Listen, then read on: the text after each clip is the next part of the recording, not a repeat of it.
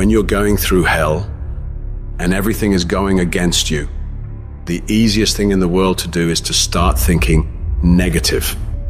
The impulse to dream has been slowly beaten out of me through the experience of life. And that's what causes many of us to give up the experiences and the challenges, the defeats, the disappointments, and the failures of life. It's a natural inclination for us to put ourselves down. See, we are born negative, I think, in a negative consciousness because we live in a negative world.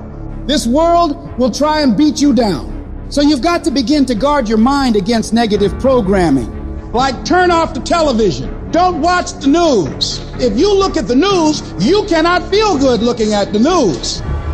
It turns your power down. You've got to be conscious of that. Just try this. Just experiment with yourself. But start filtering the stuff you allow to come in your mind. So you've got to guard the kinds of things that you put in your mind. See, if you don't program your mind will be programmed because human beings are goal-oriented. Every time you hear that voice in your head telling you, we can't do this, this is too hard, this is too painful, this isn't worth it, you gotta tell it to shut up. That voice is a liar. Don't allow that negative voice to overpower you. You block that out. It doesn't take any energy, any drive to stay down there on a low level, but it takes everything in you to pull yourself up, to tell yourself this is temporary. I can get through this. I'm better than this. I'm bolder than this. I'm stronger than this. This will not break me. When you know that whatever you're seeking, it's also seeking you. You don't worry. You don't run scared. You don't think somebody's going to take it from you. You listen to your inner voice and you always take the high road. There will be the tendency, the natural inclination to take the low road. You must resist that. Now is the time to take control. You focus on your strength. You focus on your abilities. Unquestionably, trust yourself. Take the leap of faith and believe that everything's going to be all right.